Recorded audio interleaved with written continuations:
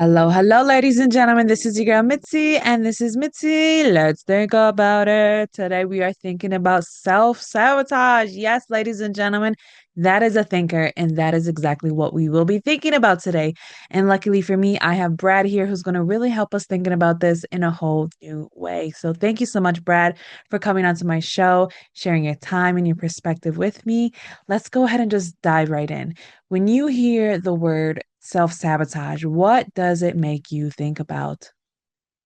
Primarily, I would say the overarching theme and goals and visions for your life, having that as you could say a dream basis, because I think a lot of us going back to childhood were taught that we can be whoever we want to be. Like, right, you can be an astronaut, you can be this and that. And most of the time, once you get to your early teenage years, 13, 14, 15, people start to soak into reality, which is, well, no, that was just, we kind of just lied to you about that, but that's okay, right? And Yeah. so it kind of just destroys your dreams. And then it's like, well, yeah, you just work a corporate job, go do this thing. I mean, you don't have to be passionate about it. I mean, hopefully you enjoy it. And obviously, if you look at statistics, especially in the United States, most people do not enjoy what they do. They don't enjoy the amount of money they make. But putting finances aside, there's no passion, there's no fire in the actual tuning in of what you really want to do and spend your time with. So I think self-sabotage goes back to us letting societal pressure cave in and letting our dreams die. And then we're essentially taking that original vision that we had, whether it is like an astronaut, yeah, okay, that is a little bit of an out there profession, but just these dreams and these passions, these tasks that actually light your soul on fire.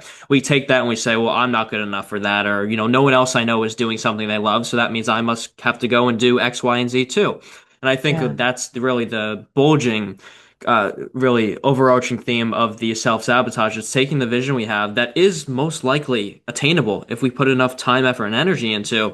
And simply, I mean, just for myself, I could have self-sabotaged my entire life by not pursuing my life coaching practice, by not starting the marketing agency with my brother, by not pursuing my drumming career. And so these are all creative endeavors that I was able to bring to light as a result of help from other people, of course, as well, but also equally so much neglect, so much Yeah. um, pressure to not do that and to go to school still and get a university degree and so on and so forth. And there's nothing wrong with that if it's in the context that's going to get you exactly what you wanted. For me, I realized it wasn't. So I think self-sabotage is us taking what we want to do and not doing it. And that goes in every facet of life.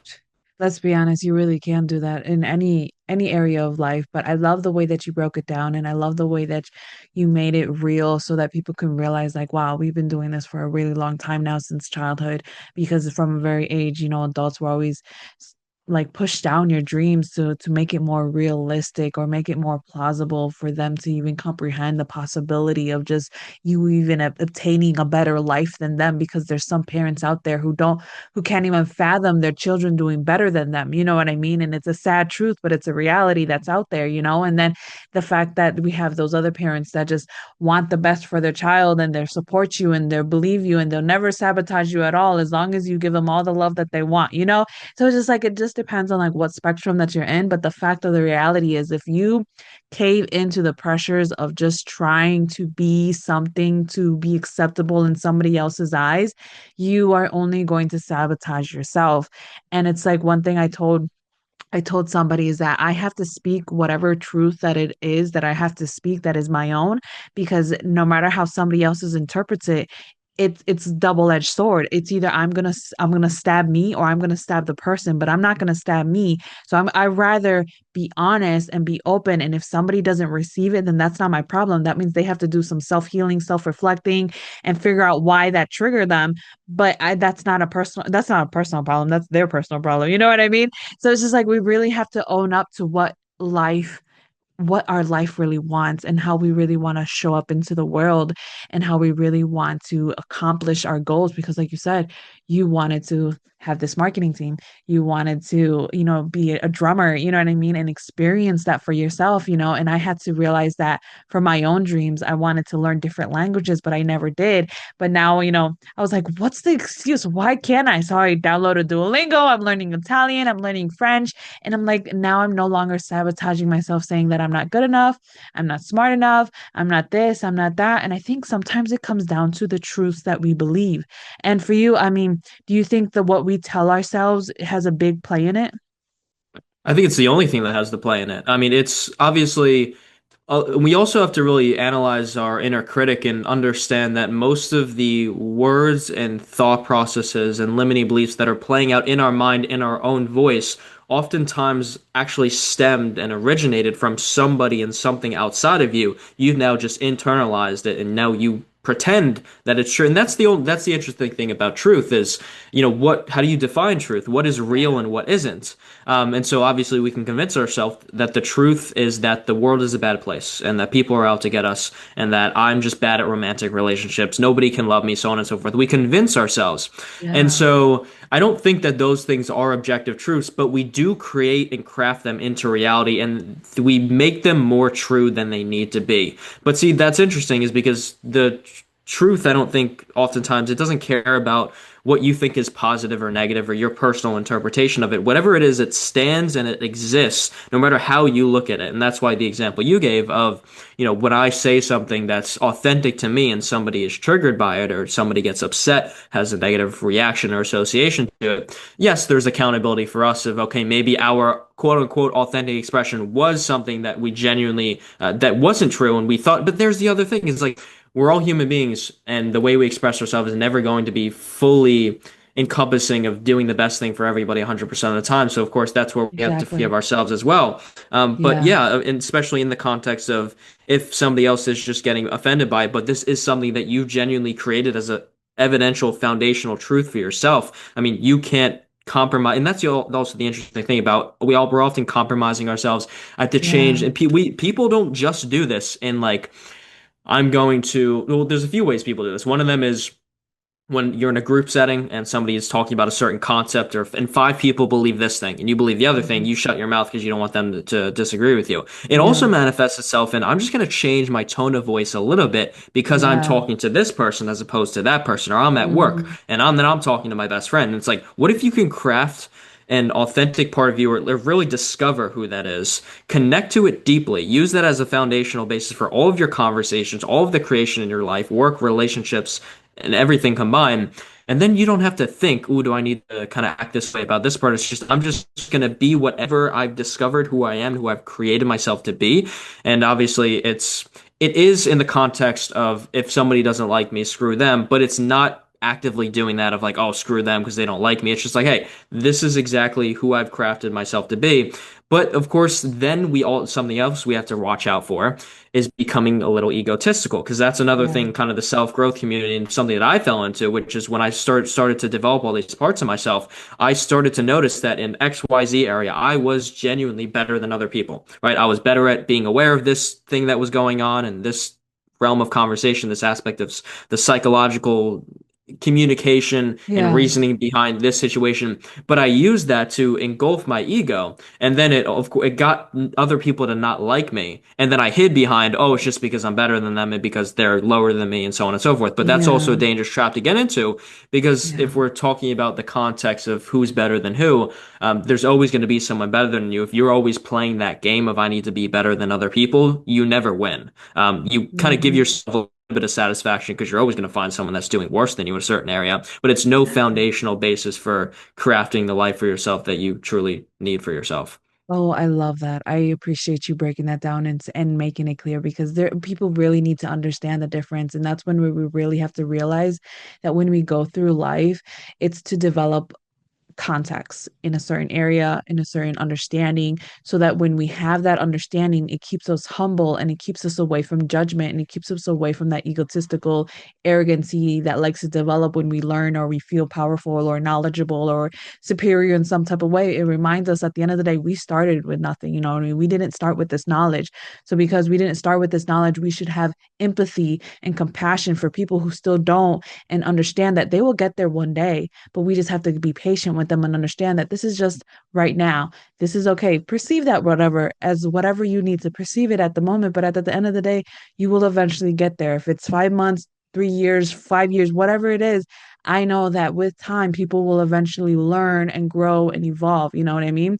And I think if people have that understanding and consideration, it'll keep them away from that egotisticalness because it's in basic psychology. It's kind of like you were saying, like you're gonna go with what seems familiar to be acceptable. I mean, even in psychology, they've even noted how sometimes you can perceive an event and claim it happened, but in reality it never happened. But it's because all of the other evidence you believed, you made it your truth. Back to like earlier, we were talking about knowing and identifying our truth. That is very particular and like it's hard to really identify because it fluctuates. You know what I mean? It's constantly fluctuating with every season of our life, every year of our life.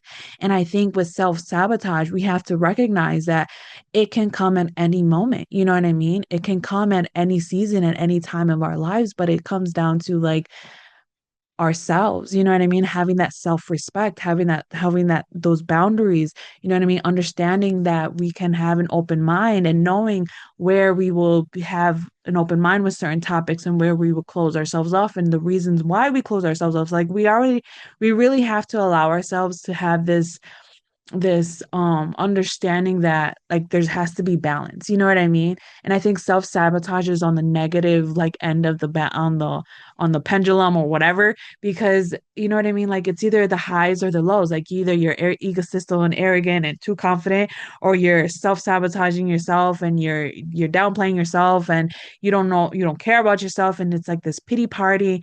And it's hard to find the balance. So it's like for you, Brad, how did you find balance?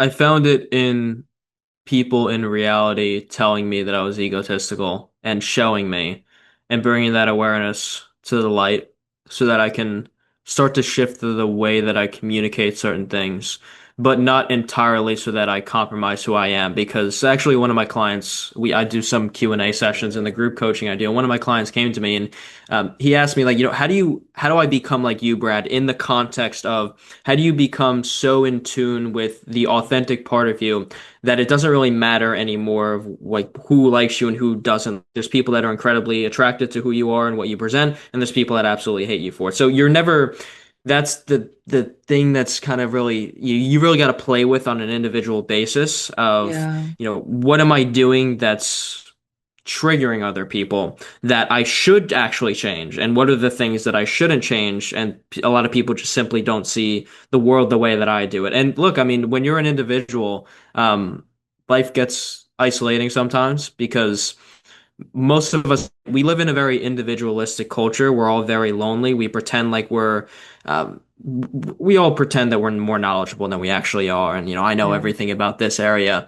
Yeah. But it really comes down to humbling yourself and understanding that obviously, especially in that's one concept that helped me as well that you already touched on, which is understanding that what you have, especially if you have a little bit of a higher awareness than most people you meet, it's a gift. I didn't wake up one day and choose to be like this. It was as a result of Mhm. a lot of the negative situations actually that occurred in my life that then uh, allowed me to have a lot of emotional experiences that then allowed me to look at life a little bit deeper and then become obsessed Mhm. with different concepts and studying different material. But that only came into place because of the circumstances that were out of my control.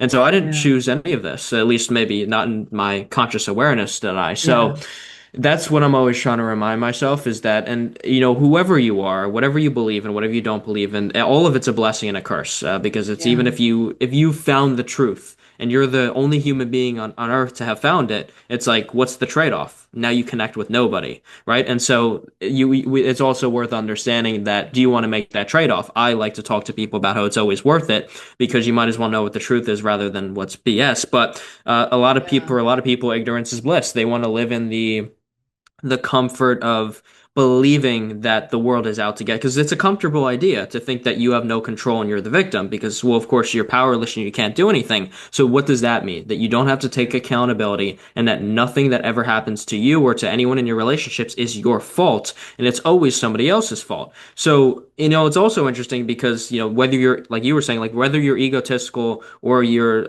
very much looking down upon yourself, these are both you self-sabotage both ways. And so that's what people say, well, let me get out of the victim mindset so that I can become knowledgeable in the self-development stuff, and now I'll just be better. But not always. You can kind of get into that other trap. But I really became aware of it once I started to realize that it wasn't serving me in my relationships by trying to put myself on a higher pedestal than other people. Yeah, most definitely. Because at the end of the day, we have to realize that despite the fact that this is such an individualistic culture and movement that's coming from the United States and pushing out and over to other places, is at the end of the day, we all still need each other and we all still need a community because it's that sense of belonging. And having that wisdom is so much better than living in ignorance because with wisdom, it gives you empathy. With wisdom, it gives you understanding, it gives you compassion, it gives you this place of just acceptance and a place to be able to be soft-hearted and show people love because you understand that ignorance is bliss. You understand that there are a lot of people out there that play the victim card. You know what I mean? We understand that there's a lot of ways to look at the world, but at the same time, like we do it in a way that protects ourselves. So it's like for your client that was like, oh, how do I not care about everybody caring about what other people think about me and knowing when to balance it? I think the best way to do that is to just know yourself to that degree. Know where the areas that you need to work on. Know the areas that you are very well in already, and know the areas that are still, you know what I mean, in a work in progress. Like we have to know all the areas in ourselves because when we go out into the world and we interact with other people, then it allows us to see, okay, we are helping somebody by we're bestowing the knowledge that we already know and we feel confident in. You know what I mean? And then the ones that reject it, well, then it's okay. You know what I mean? It's no hard feelings. There's billions and trillions of people in the world. I'm gonna get upset of one person rejecting me. No, you keep it going. You know what I mean? You let it slide off your shoulder like rain on a rainy day. Like it doesn't matter because that's only one person out of a trillion. We don't attach ourselves to people. And that's the thing is that people realize is that you truly sabotage yourself when you tie yourself with somebody and be like, this person is my life. This person is my light. If I can't do anything without this person. Like when you attach yourself to another human being or another object or anything in that manner, you really truly hurt yourself because you don't realize what you can do already by yourself. You know what I mean? I mean, I mean, that's what I was thinking about. I mean, when you started talking, because it truly is like defining this balance is the real key to avoiding self-sabotage and avoiding this egotistical arrogancy that a lot of people expect men to be in, and now they're expecting women to be in. And it's just this, just having this, I know everything, even though I don't know nothing at all. Like I think I'm more proud of somebody say, I don't know, but teach me versus I know and I don't want to hear it. You know what I mean? Like for Hmm. you, um, how do you handle people who are closed-minded?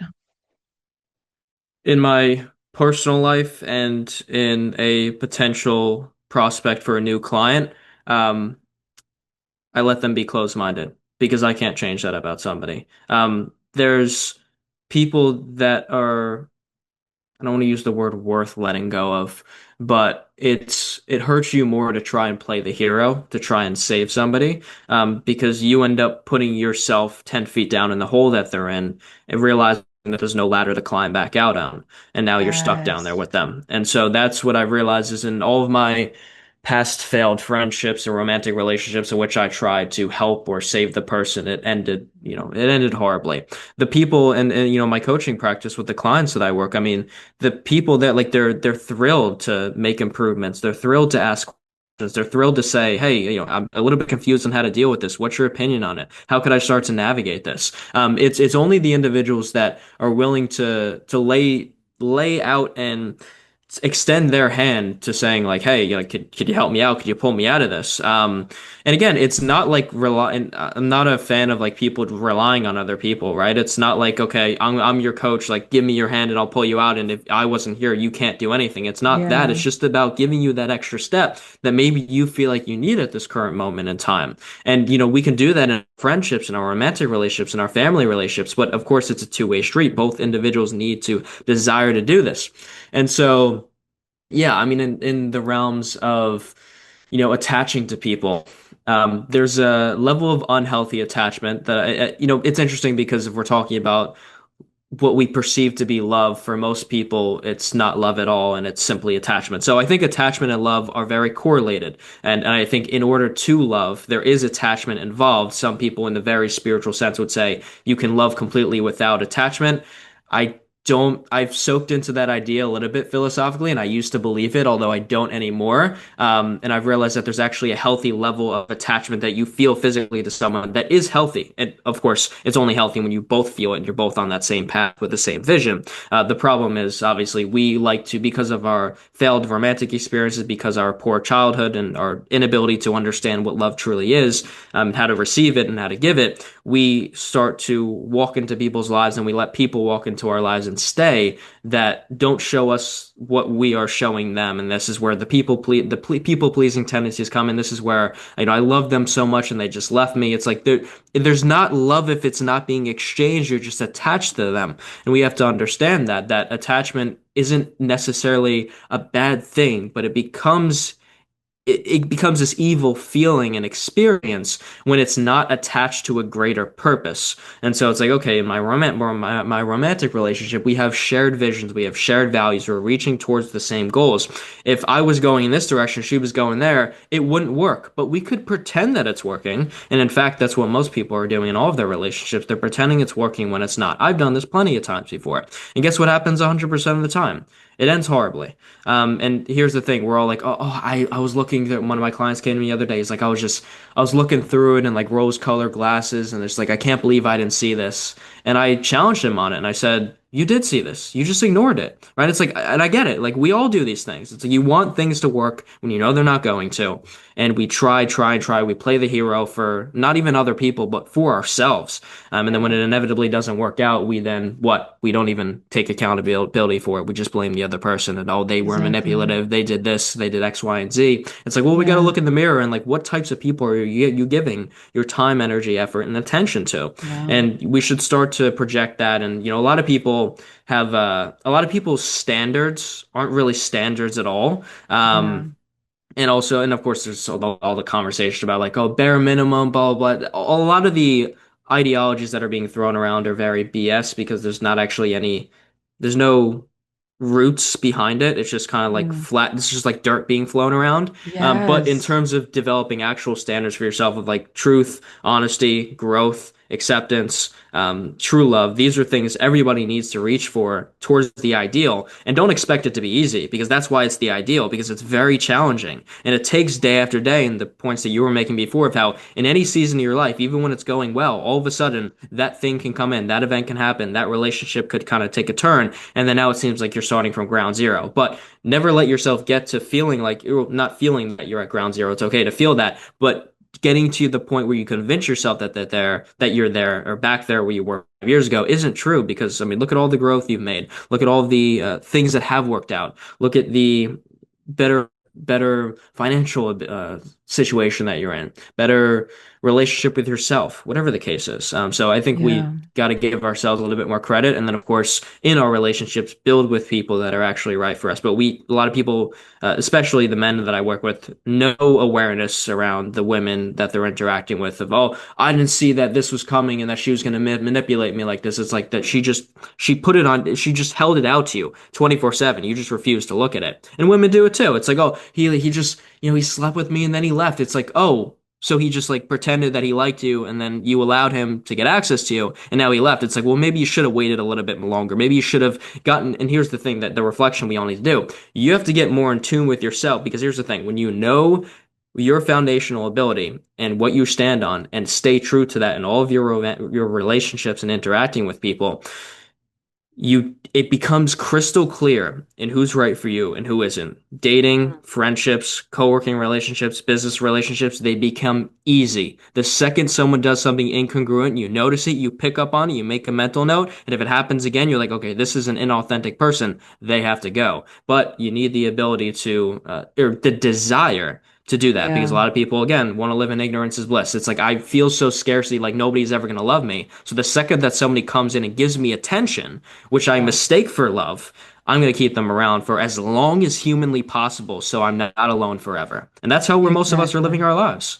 Oh, you are absolutely right. I think you said it spot on because a lot of the people don't really think about it in that manner. They don't really even try to comprehend it in that manner because truly to be blind or to have my hand cover over my eyes or to only see as far as my hand can go, at least I'm okay because this is my safe zone. But in reality, it's not good. And it's not good to also try to match energies either, like, because you're always going to get pulled or you're always going to get dragged down. Like, no, you have to have that grounding. You have to have that understanding with who you are so that no matter where you go in any situation, like you are stable, you are strong, you are firm. You know what I mean?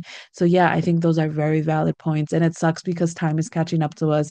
And I really feel like we can keep going down this rabbit hole because, oh my goodness, the avenues that we can really go down to be to really break this down is truly fascinating that people really don't comprehend like the all the areas that really goes into self-sabotage. Like it's more than just denying yourself. It's more than just saying yes to everything and being a people pleaser. It's more than that. You know what I mean? It has deeper roots.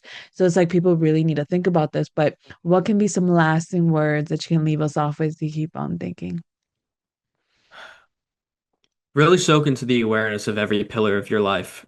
When you think you're at the bottom of the barrel and you think you've scraped everything that has to do with you and your inability to love and care and be aware of what part you have to play in the downfall of your life, go a little bit deeper. And Mm. you're probably at only a few percentage capacity when it could be at 100 when you really look at things a little bit deeper. And yeah, when you're looking at why it's everybody else's fault, start to figure out why it's your fault and not to fully put the blame on yourself in any capacity because you could have a tendency to do that, but to look at the truth of, and so Yeah. that's what I'll leave everyone with is whatever, not what you like think the truth is now and the truth that's not serving you because if it's the truth, it most likely will serve you. Or if Yeah. the truth shows up out of nowhere, you'll realize that you're doing something wrong and then you simply shift it. But it's that's how you know you're self-sabotaging. If reality is constantly fighting you, it means you're fighting reality. You can't fight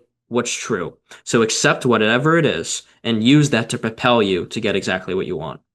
There you go. I love it. I think those are perfect words to keep us on thinking. Thank you so much, Brad. I really appreciate this. This has been like a great conversation. Love the energy, love the vibe. Ah, great. So, ladies and gentlemen, if you truly did enjoy this conversation too, how could you not, right? How could you not? Ah, please go check him out. I have his photo on my website, or if you're listening audio and you're on YouTube, go click it. And in the description, you'll find his access to his website. He has great content so that you can continue on thinking. And isn't that the point? Yes, ladies and gentlemen, please just continue on thinking. Bye.